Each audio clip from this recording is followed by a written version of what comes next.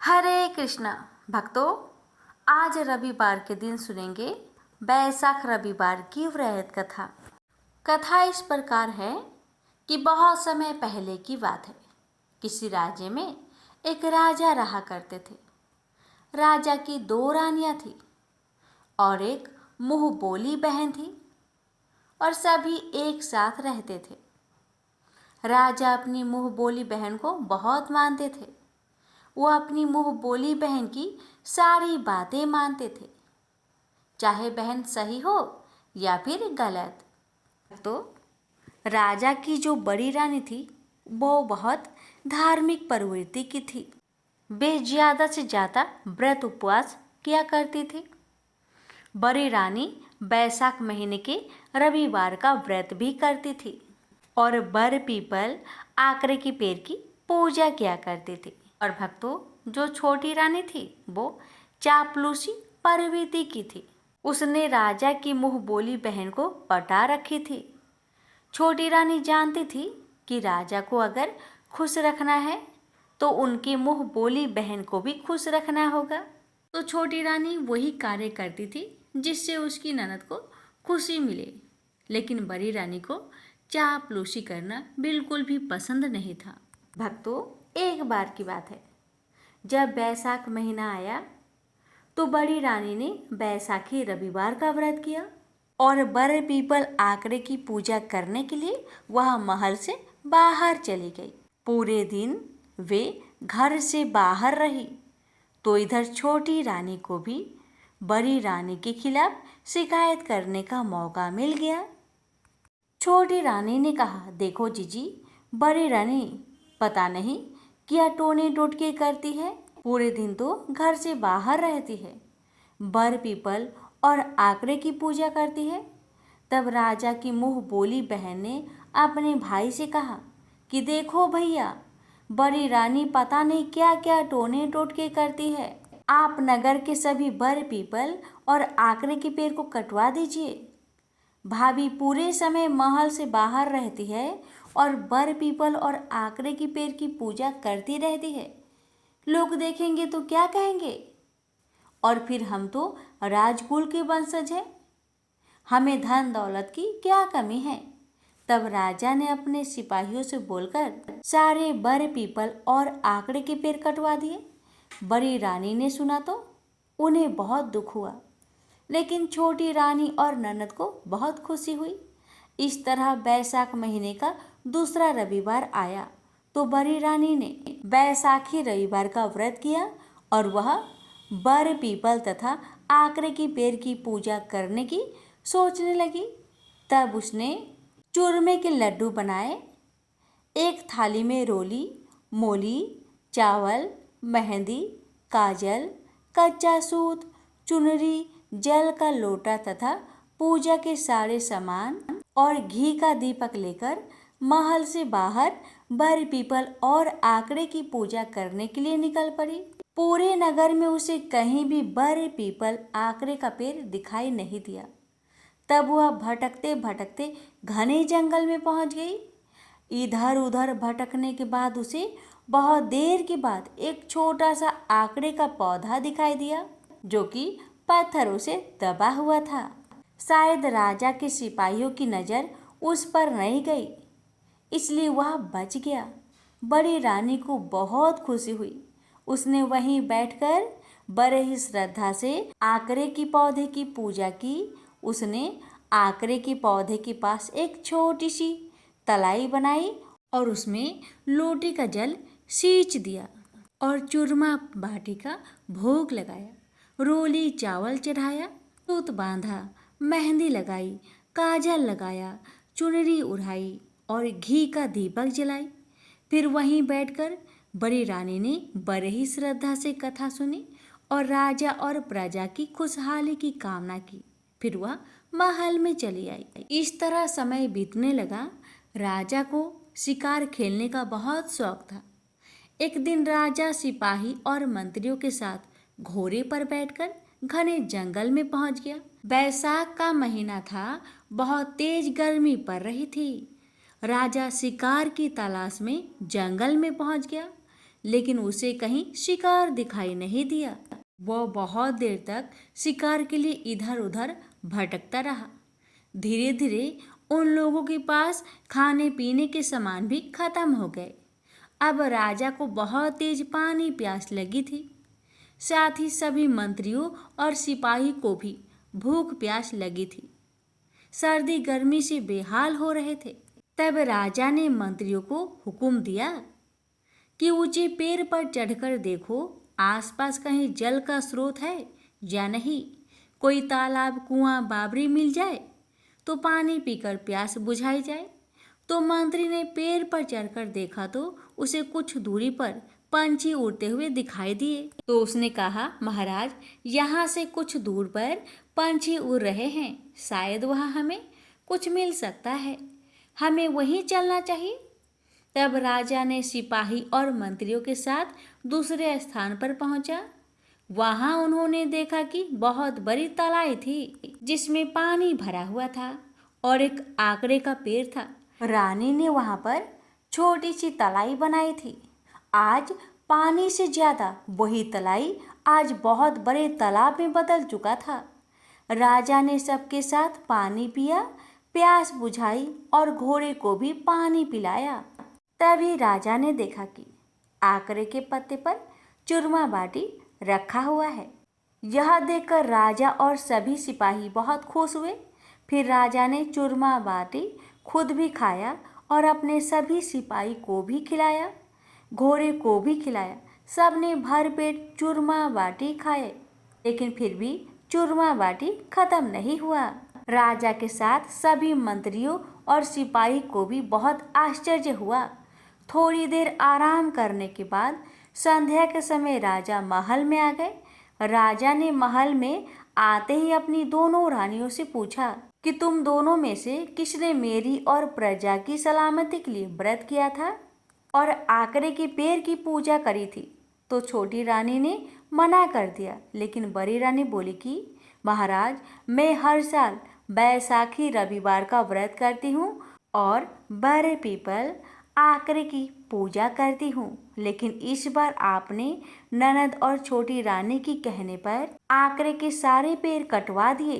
तब मुझे घने जंगल में छोटा सा आकड़े का पेड़ दिखाई दिया, तो मैंने वहीं बैठकर पूजा की और सुहाग की सलामती और प्रजा की खुशहाली के लिए दुआ मांगी थी।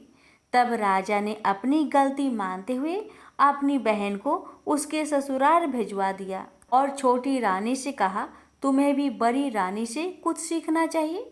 छोटी रानी भी अपनी गलतियों को समझ रही थी और उसे भी अकल आ गई थी। तब राजा ने पूरी नगरी में ढिंढोरा पिटवा दिया कि बैसाख के रविवार का व्रत करे, बड़ पीपल और आकड़े की पेड़ की पूजा करे। हे बैसाख के देवता, जैसे बड़ी रानी पर टूटे वैसे सब पर टूटना। कहानी कहने वाले पर, कहानी सुनने वाले पर, हुकार भरने वाले पर सबकी मनोकामना को पूरी करना। प्रेम से बोलिए हरे कृष्णा। प्राचीन काल में एक बुढ़िया रहती थी। वह नियमित रूप से रविवार का व्रत करती थी। रविवार के दिन सूर्योदय होने से पहले ही उठकर बुढ़िया स्नान आदि से निवृत्त होकर आंगन को गोबर से लीपकर स्वच्छ करती और उसके बाद सूर्य भगवान की पूजा करते हुए रविवार व्रत कथा सुनकर सूर्य भगवान को भोग लगाकर दिन में एक समय भोजन करती थी। सूर्य भगवान की अनुकंपा से बुढ़िया को किसी प्रकार की चिंता एवं कष्ट नहीं था। धीरे धीरे उसका घर धन्य धान्य से भर रहा था। अब होता है ये कि उस बुढ़िया को सुखी होते देख उसकी पड़ोसन उससे जलने लगी। बुढ़िया ने कोई गाय नहीं पाल रखी थी, अतः वह बुढ़िया पड़ोसन के आंगन में बंधी गाय का गोबर लाती थी। पड़ोसन ने अपनी दिमाग लगाकर कुछ सोचकर उसने अपनी गाय को घर के भीतर ही बांध दिया। रविवार को बूढ़ी माई को गोबर ना मिलने से वह अपना आंगन नहीं लीप सके। आंगन ना लीप पाने के कारण उस बुढ़िया ने सूर्य भगवान को भी भोग नहीं लगाया और उस दिन खुद भी भोजन नहीं किया। सूर्यास्त होने पर बुढ़िया भूखी प्यासी सो गई। रात में भगवान ने उन्हें सपना दिया और भोजन ना बनाने और भोग ना लगाने का कारण पूछा तो बुढ़िया ने कहा भगवान को कि गोबर ना मिलने के कारण वो भोजन नहीं बना सकी। तब भगवान ने कहा कि माता, हम तुमको एक ऐसी गौ देते हैं जिससे सभी इच्छाएं पूरी होती है, क्योंकि तुम हमेशा रविवार को गोबर से लीप कर भोजन बनाती हो और भोग लगाकर ही खुद भोजन करती हो। इससे मैं खुश होकर तुम्हें वरदान देता हूँ। सपने में भगवान का यह वरदान पाकर जब बुढ़िया की आँख खुली तो देखा कि आंगन में एक अति सुंदर गौ और बछड़ा बंधे हुए हैं। गाय और बछड़े को देखकर वह खुश हो जाती है और घर के बाहर बांध देती है और खाने को चारा डाल देती है। जब पड़ोसन ने वृद्धा के घर के बाहर अति सुंदर गौ और बछड़े को देखा तो देश भावना से प्रेरित होकर उसका हृदय जल उठा और जब उसने देखा कि गाय ने सोने का गोबर दिया है तो वो गाय का सोने का गोबर ले गई और अपनी गाय के गोबर उसकी जगह रख दिया। रोजाना वह ऐसा करती रही और सीधी साधी बुढ़िया को कानों कान इसकी खबर तक ना होने दी। तब सर्वव्यापी ईश्वर भगवान सूर्य नारायण ने सोचा कि चालाक पड़ोसन की वजह से बुढ़िया ठगी जा रही है, तो उन्होंने शाम के समय अपनी माया से बड़े जोर की आंधी ला दी। आंधी की भय से बुढ़िया ने अपनी गाय को अंदर ही बांध दिया। सुबह जब गाय ने गोबर दिया तो बुढ़िया आश्चर्यचकित रह गई और फिर वो रोजाना अपनी गौ को घर के अंदर ही बांधने लगी। उधर पड़ोसन ने देखा कि बुढ़िया तो गौ को घर के अंदर बांधने लगी है, तो उसका सोने की गोबर उठाने की चाल कामयाब नहीं हो पा रही थी। तो कुछ उपाय ना देखकर पड़ोसन ने सीधे राजा की सभा में जाकर सारी बात बता दी। उसने राजा से कहा कि मेरे पड़ोसन में एक वृद्धा के पास ऐसी गाय है जो आप जैसे राजाओं के पास होना चाहिए, आप ही के योग है। वह गौ रोजाना सोने का गोबर देती है। आप सोने से प्रजा का पालन करिए। वह बुढ़िया उस सोने का क्या करेगी? राजा ने यह बात सुनकर अपने दूतों को बुढ़िया के घर जाकर गौ लाने की आज्ञा दे दी। अब बुढ़िया सुबह सुबह ईश्वर को यानी सूर्य नारायण को भोग लगाकर भोजन ग्रहण करने जा ही रही थी कि तभी राजा के कर्मचारी गाय खोलकर ले गए। यह देखकर बुढ़िया काफी रोई, जोर जोर से चिल्लाई, लेकिन कोई कर्मचारी ने एक ना सुनी। उस दिन फिर वृद्धा गौ के वियोग में भोजन ना कर सकी और रात भर रो रो कर सूर्य नारायण से गाय को पुनः पाने की प्रार्थना करती रही। वहीं दूसरी ओर राजा गौ को देखकर बहुत प्रसन्न हुआ और सुबह ही जैसे वह उठा सारा महल गोबर से भरा दिखाई देने लगा। राजा यह देखकर घबरा गया। भगवान ने राजा को सपने में कहा था कि हे राजा, गाय बुढ़िया को लौटा देने में ही तेरी भलाई है। रविवार के व्रत से प्रसन्न होकर मैंने ही उसे यह गाय दी थी। सुबह होते ही राजा ने बुढ़िया को बुलाकर बहुत सारे धन के साथ सम्मान सहित गौ और बछड़ा लौटा दिया। इसके साथ ही पड़ोसन को भी बुलाकर उचित दंड भी दिया।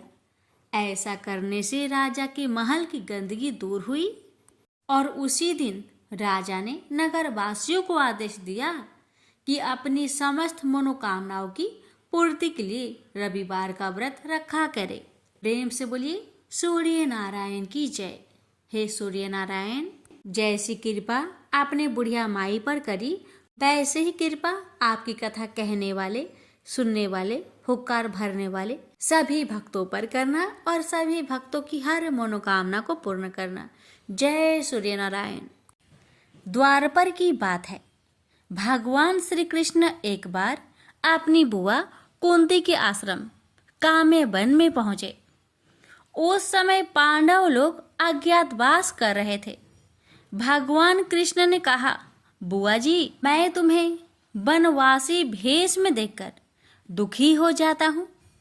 मुझे सदैव इस बात की चिंता लगी रहती है कि पता नहीं कब दुष्ट दुर्योधन का प्रहार तुम्हारे ऊपर हो जाए। अतएव इस विपत्ति से छुटकारा पाने के लिए तुम भगवान सूर्य नारायण की आराधना करो। भगवान सूर्य ही सभी जीवों के नियंता और प्राण है। उनके तेज से ही जीवों का उद्धार होता है। भगवान कृष्ण ने बतलाया कि एक बार शंकर जी से पार्वती जी ने कुछ पूछा था, उसे मैं तुमसे बतलाता हूँ। शिव जी ने पार्वती जी से कहा, यदि तुम इस बात की जानकारी प्राप्त करना चाहती हो तो मथुरापुरी में जाओ। वहाँ सूर्य पुत्री यमुना जी की धारा प्रभावित होती है। यमुना के तट पर ऋषि, महर्षि, मुनि आदि निरंतर तपस्यारत रहते हैं। भगवान रुद्र की आज्ञा से पार्वती जी कालिंदी यमुना तट को चल पड़ी। कुछ ही दूर जाने पर उन्हें रास्ते में रोती बिलखती एक स्त्री दिखाई पड़ी। उसने बतलाया कि उसका नाम कुसुमवती है और उसका निवास कुसुमाकर वन के बीच में है। संतानहीनता होने के कारण उसके पति बसंत ने उन्हें त्याग दिया है और इस प्रकार वह निराश्रिता हो गई है। पार्वती जी उस स्त्री को साथ ले आगे चली गई। उन्हें रोती हुई एक दूसरी स्त्री मिली। उसने बताया कि मेरा नाम गंगा है। मेरे पति महाराज शांतनु ने पुत्रों के जीवित न रहने के कारण मुझे अपमानित किया, जिससे मैं दुखी होकर घर चली आई हूँ। इसी प्रकार थोड़ी दूर जाने पर मधुबन में माधवी नाम की एक स्त्री और मिली, जो पति के वैभव का नाश होने के कारण घर से निकाल दी गई थी। इनके अंतरल आगे जाने पर कुमुद वन में कुमुदा नाम की स्त्री से भेंट हुई, जिसके पति को राजा ने बंदी बना लिया था और वह व्याकुल होकर विलाप कर रही थी। उन सभी स्त्रियों को साथ लेकर पार्वती जी यमुना तट पर जा पहुंची। उस तट पर पूजन उत्सव देखकर पार्वती जी ने ऋषि पत्नियों से पूछा कि यह किस देव की आराधना हो रही है, इस पूजन का विधान और फल क्या है। उनकी बात सुनकर एक ऋषि पत्नी ने कहा, यह जगत पिता सूर्य नारायण का व्रत है और सभी मनोरथों को पूर्ण करने वाला है। इस व्रत को करके प्रत्येक नर नारी अभीष्ट सिद्धि प्राप्त होती है। तुम्हारी भी यदि कोई वांछा हो तो इस व्रत को करके प्राप्त करो। ऋषि पत्नियों से ऐसी बात सुनकर पार्वती जी अत्यंत प्रसन्न हुई और उस व्रत के विधान का फल को जानकर शिव जी के पास लौट आई। पार्वती जी ने इस व्रत को करके विघ्न नाशक गणेश जी जैसे पुत्र को प्राप्त किया। प्रेम से बोलिए सूर्य नारायण की जय। एक ब्राह्मण था। वह सूरज भगवान का बहुत बड़ा भक्त था। नहाता धोआता कहानी कहता था पर कुछ कमाता नहीं था। ब्राह्मण घर में रहता तो ब्राह्मण की पत्नी हमेशा ब्राह्मण को एक ही बात कहती कि कहीं बाहर जाओ, कुछ कमा कर लाओ। ब्राह्मण की बातें सुन ब्राह्मण बहुत परेशान हो जाता था और घर से बाहर कहीं ब्राह्मण जाता तो आस पड़ोस के लोग उसे निकम्मा कहकर अपमानित किया करते थे। सभी लोगों से परेशान होकर ब्राह्मण सूर्य भगवान का पूजन सामग्री लेकर जंगल में चला गया और वह जंगल में एक बहुत बड़ा सूखा पीपल का पेड़ था। उसी पेड़ के नीचे बैठकर सूरज भगवान का पूजन किया करता था और कथा कहता था। उसी पीपल के पेड़ के आसपास एक सूखा सा तालाब था। उसमें थोड़ा सा ही पानी था। उसी पानी से लोटा भरकर वह ब्राह्मण सूर्य नारायण को जल चढ़ाया करता था। पूजा का जल बहकर सूखे पीपल के वृक्ष से होकर सूखे तालाब में जाया करता था। जल के जाते ही सूखे पीपल हरा भरा हो गया और सूखी तालाब साफ पानी से भर गया। तालाब का पानी इतना साफ हो गया कि उसी जल में सूर्य नारायण दिखाई देने लगे और कहने लगे, ब्राह्मण वर मांग, तू क्या मांगना चाहता है? ब्राह्मण ने सुना तो घबरा गया। सोचने लगा कि पीपल में कोई भूत प्रेत तो नहीं रहता। जब भी ब्राह्मण सुबह सूर्य नारायण का पूजा करता तभी आवाज आता। ब्राह्मण इस आवाज को सुनकर बहुत चिंता में पड़ गया और चिंता के कारण उसका शरीर दुबला हो गया। ब्राह्मणी भी कभी कभार अपने पति ब्राह्मण से जंगल में मिलने आया करती थी। ब्राह्मणी ने जब ब्राह्मण को दुबला पतला होते हुए देखा तो उसने पूछा, ब्राह्मण देव, आप दिन ब दिन सूखते क्यों जा रहे हैं? इसका क्या कारण है?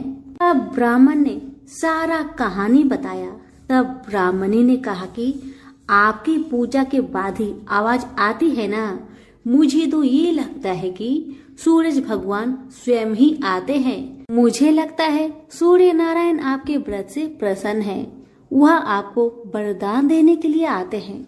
इसलिए इस बार जब भी आपको आवाज आए तो आप घबराइएगा मत, कुछ भगवान से मांग लीजिएगा।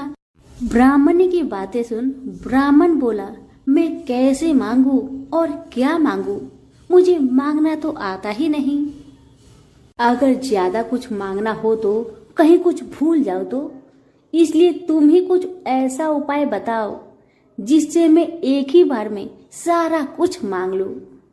ब्राह्मण की बातें सुन ब्राह्मणी ने उत्तर दिया, ब्राह्मण देव, जब भी सूर्य भगवान आपसे वरदान मांगने को कहे तब आप इस प्रकार से कहना, 9 खांडे महल के अंदर सोने के पालने में पर पोते को दास दासियों द्वारा खिलाते अपने आंखों से देखूं।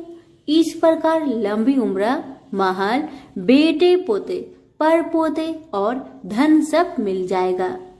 क्योंकि जब धन होगा तभी तो सोने का पालना दास दासियां होंगे और आंखें घुटने ठीक होंगे, और तभी तो पर पोते को सोने के पालने में झूला झूला सकेंगे और देख सकेंगे। दूसरे दिन पूजा के बाद जैसे ही आवाज आया तो ब्राह्मण ने वैसा ही किया जैसे ब्राह्मणी ने समझाया था। ब्राह्मण ने हाथ जोड़कर सूर्य भगवान से प्रार्थना किया, हे सूर्य नारायण, अगर आप मेरे पूजा से प्रसन्न है तो मुझे वर दीजिए कि 9 खांडे महल के अंदर सोने के पालने में पर पोते को दास दासिया द्वारा खिलाते अपनी आंखों से देखो। ब्राह्मण की बातें सुन सूरज भगवान ने कहा, देखने में तो ब्राह्मण सीधा साधा भोला भाला लगता है, पर एक ही बार में सब मांग लिया। सूरज भगवान ने कहा, जा तेरी इच्छा पूरी हो, जो तुमने मांगा तुम्हें अवश्य मिलेगी। ब्राह्मण जंगल से घर आया तो देखा कि उसकी टूटी हुई झोपड़ी की जगह एक 9 खांडा महल खड़ा है। दास दासी आ और जा रहे थे। ब्राह्मण ने उनसे कहा, यहाँ मेरी झोपड़ी और बूढ़ी ब्राह्मणी रहती थी, वो कहाँ गई, क्या तुम्हें पता है? इतने में ही उस 9 खांडे महल के दरवाजे से एक सुंदर औरत गहनों और सुंदर कपड़ों से सजी हुई बाहर आई और ब्राह्मण से बोली, आ जाइए, अपना ही घर है। ये सब तो सूर्य नारायण का चमत्कार है, उन्होंने आपकी मनोकामना को पूर्ण कर दिया है। ब्राह्मण की बातें सुन ब्राह्मण ने कहा, हम इतने सारे धन का क्या करेंगे?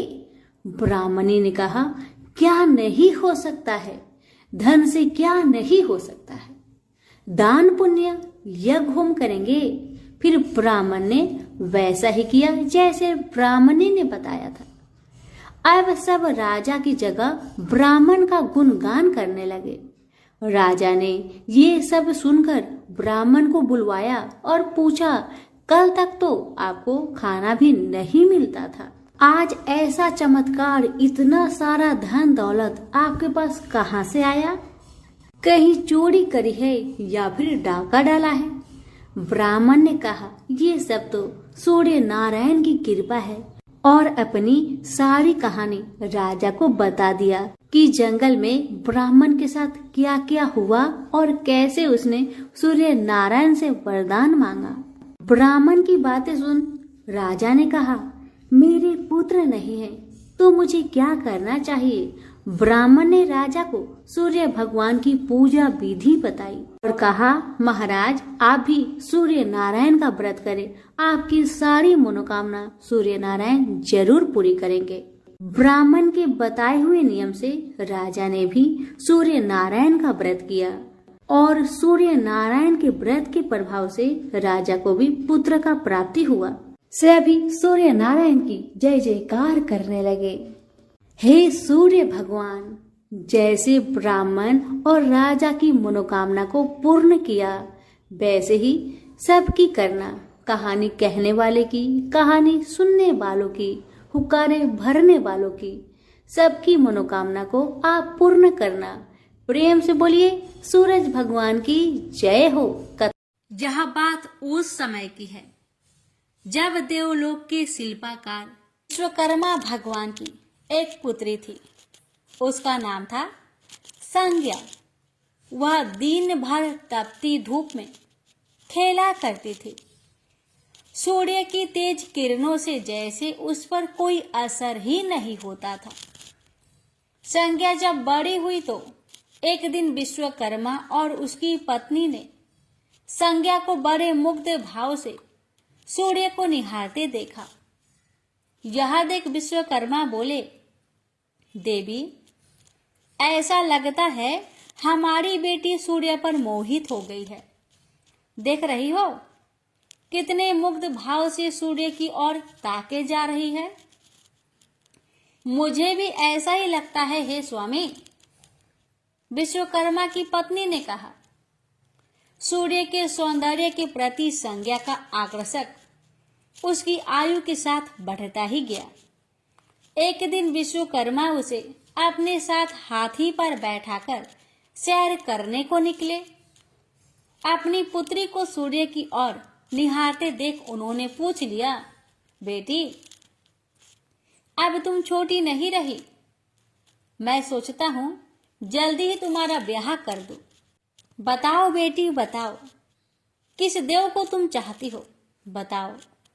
मैं तुम्हारा विवाह उसी देव के साथ करूंगा जिसको तुम चाहती हो। बेटी कहने लगी, पिताजी, आकाश में सूर्य से बढ़कर कोई तेजस्वी नहीं है। संज्ञा की बात सुनकर विश्वकर्मा ने कहा, बेटी, ठीक है, हम तुम्हारा शादी सूर्य से ही करा देते हैं। अब विश्वकर्मा अपनी पुत्री को लेकर सूर्य के पास पहुंच गए। उन्होंने अपनी पुत्री की इच्छा सूर्य देव को बताई तो सूर्य देव ने उनका प्रस्ताव सहर्ष स्वीकार कर लिया और बोले, आपकी पुत्री मेरे साथ विवाह करना चाहती है। यह मेरे लिए सौभाग्य की बात है, पर अपनी बेटी से पूछ तो लीजिए कि वह मेरा ताप सहन कर पाएगी या नहीं। विश्वकर्मा ने संज्ञा को एक और ले गए और पूछा, बेटी, सूर्यदेव का उत्तर तुमने सुन लिया। अब बताओ, तुम उनका ताप सहन कर लोगी? हर ऋतु का ताप उनका अलग अलग होता है। अब तुम बताओ, क्या सह पाओगी? संज्ञा ने कहा, पिताजी, हाँ, मैं सह पाऊंगी। अब विश्वकर्मा ने कुछ ही दिन बाद संज्ञा का विवाह सूर्य देव के साथ करा दिए। संज्ञा सूर्य देव के साथ उनके लोक चली गई। अब तो संज्ञा सूर्य देव के साथ सुख पूर्वक रहने लगी। फिर उनके वहां एक पुत्र पैदा हुआ जिसका नाम रखा गया मनु। अनेक ऋषि मुनि बालक को आशीर्वाद देने आए। यह बालक ज्ञानियों में भी ज्ञानी होगा। ऋषियों ने भविष्यवाणी की। आशीर्वाद सच निकला। जब वह कुछ बड़ा हुआ तो ऋषि मुनियों से शिक्षा ग्रहण करने लगा। सूर्यदेव और संज्ञा को अपने बेटे पर बड़ा गर्व था। वे बहुत ही प्रेम से अपने बेटे का लालन पालन करते थे। अनाचार एक बार ग्रीष्म ऋतु में सूर्य की किरणें बहुत ही प्रखर हो गई। उनका तेज अपने चरम सीमा पर जा पहुंचा। संज्ञा की चमड़ी रसने लगी। सूर्यदेव ने उसे अपने पास बुलाया तो वह अपनी आंखों पर हाथ रखकर उनके पास पहुंची। सूर्यदेव बोले, संज्ञा, मेरी ओर देखो। तुमने अपनी आंखें क्यों ढक ली? नेत्र खोलो और मेरी ओर देखो।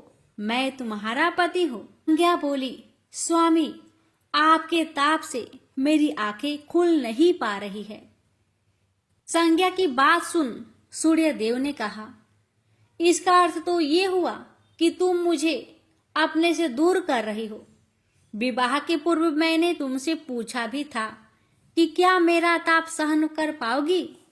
तुम्हारी सहमति पाकर ही मैंने तुम्हारे साथ विवाह करना स्वीकार किया था, लेकिन अब तुम अपने वचन से मुकर रही हो। सूर्यदेव क्रोधित होकर कहने लगे। संज्ञा बोली, हे स्वामी, इसमें मेरा दोष नहीं, आपका ताप ही प्रखर है। यह सुन सूर्यदेव और भी कुपित हो उठे और बोले, सुनो संज्ञा, प्राणवान वस्तुओं को जीवित रखने वाला मैं ही हूं, परंतु तुमने मेरी ओर से आंखें बंद कर ली, अतः तुम्हारे गर्भ से जो बालक उत्पन्न होगा वह यम होगा। यम अर्थात मृत्यु का देवता। संज्ञा वहां से भाग जाना चाहती थी, लेकिन बच्चों का मोह उसे विवश किए हुए था। संज्ञा की एक सहचरी थी, उसका नाम था छाया, जो हूबहू संज्ञा की ही प्रतिलिपि थी। उसने इस विषय में छाया की मदद लेने का निश्चय किया। उसने छाया को बुलाया और अपनी समस्या बताई। सुनकर छाया बोली, मुझे क्या करना होगा? तो संज्ञा कहने लगी, तुम संज्ञा बनकर मेरे पति के साथ जाओ और उनकी पत्नी और बच्चों की मां बनकर वहीं रहो। फिर छाया ने कहा, अगर उन्होंने मुझसे पूछताछ की तो मैं क्या कहूंगी? तो संज्ञा ने कहा, तुम बता देना कि मैं संज्ञा हूं, अपना भेद कभी मत खोलना। छाया कहती है, लेकिन मैं ये सब कैसे करूंगी? और करूंगी तो मेरी एक शर्त भी है कि अगर कभी सूर्यदेव मुझ पर बिगड़े या फिर श्राप देने लगे तो मैं सारा भेद खोल दूंगी। संज्ञा ने कहा, ठीक है छाया, अब जाओ और मेरे बच्चों को संभालो। तुमने मुझे बहुत ही कठिन काम सौंपा है संज्ञा। छाया कहने लगी, फिर भी मैं भरसक प्रयत्न करूंगी। और वहां से छाया चली गई। उसके जाने के बाद संज्ञा सोचने लगी, मैं मायके जाती हूँ, माँ और पिताजी मुझे देखकर बहुत प्रसन्न होंगे। मैं कुछ समय वहां रहूंगी, परंतु पिताजी तो कहेंगे, स्त्री की शोभा पति के घर में रहने में ही है। ऐसे ही विचारों में उलझी बेचारी संज्ञा मायके को चल पड़ी। रास्ते में उसके मस्तिष्क में उलझने टकराने लगी। वह सोचने लगी, पिताजी जब मुझे लौट जाने को कहेंगे तब मैं क्या करूंगी? तब मैं जंगल में चली जाऊंगी। इसी सोच विचार के साथ संज्ञा अपने मायके पहुंच गई। पिता ने उसका बड़ा सत्कार किया। बोले, आओ बेटी आओ, सब कुशल मंगल तो है? तो संज्ञा बोली, नहीं पिताजी नहीं, आपने ठीक ही कहा था। ग्रीष्म ऋतु में मैं सूर्य देव के ताप सहन नहीं कर सकी। अब तो संज्ञा कुछ दिन अपने पिता के घर में सुख से रही। एक दिन पिता ने उससे कहा, बेटी संज्ञा, तुम्हारे आने से मुझे बड़ा हर्ष हुआ है, मुझे बहुत अच्छा लगा, परंतु विवाह हो जाने के बाद स्त्री को मायके में अधिक दिन तक नहीं ठहरना चाहिए। अब तुम अपने पति के घर जाओ, फिर कभी हमसे मिलने आना। तुम मुझे बहुत प्यारी हो, किंतु पति का घर ही स्त्री का घर होता है। यही मैंने सोचा था, संज्ञा मन ही मन बोली। और एक रात चुपचाप पिता का घर छोड़कर वह जंगल में चली गई। वह सोचने लगी, मैं सूर्य के सामने नहीं जा सकती, अतः घोड़ी बन जाती हूँ। उस रूप में मुझे यहाँ कोई पहचान नहीं पाएगा। घोड़ी का रूप धारण कर संज्ञा सूर्य के ताप की शक्ति को कम करने के लिए तपस्या करने लगी। तो छाया ने सूर्य के यहाँ जाकर संज्ञा का स्थान ले लिया। सूर्य देव ने उसे संज्ञा ही समझा। वे बोले, तुम लौट आई मेरे यहाँ। तो छाया कहने लगी, क्षमा कर दो स्वामी, मैंने अपनी दुर्बलता को जीत लिया है। छाया बड़े ही खेद स्वर में बोली। सूर्य देव कहने लगे, संज्ञा मैं तो कब का ही तुम्हें क्षमा कर चुका हूँ। अब घर की जिम्मेदारी संभालो, बच्चों का लालन पालन करो। छाया ने कक्ष में लेटे दोनों बच्चों पर निगाह डाली और घर की जिम्मेदारियां संभाल ली। छाया इस घर में सुखी थी। वह प्राय सोचा करती थी कि बेचारी संज्ञा को कितना अच्छा घर त्यागना पड़ा उसे। क्या वह कभी नहीं लौटेगी? समय पाकर छाया को एक पुत्र हुआ। पुत्र पैदा होने के बाद वह कुछ चिंतित रहने लगी। मुझे यह नहीं भूलना चाहिए कि मैं संज्ञा नहीं, छाया हूँ। छाया ने एक पुत्र और पुत्री को जन्म दिया।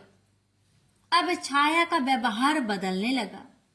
वह अपने बच्चों से तो ज्यादा प्यार करती, लेकिन संज्ञा के बच्चों को तारने और उनके साथ दुर्व्यवहार करने लगी। मनु ने तो बी माता के व्यवहार को नजरअंदाज कर दिया, लेकिन यम को उसका व्यवहार खटकता रहा। माता छाया का यमुना बहन के साथ ऐसा व्यवहार करना उचित नहीं। वह अपने बच्चों के साथ तो कितना अच्छा व्यवहार करती थी। हम भाई बहन से नफरत, एक दिन तो हद ही हो गई।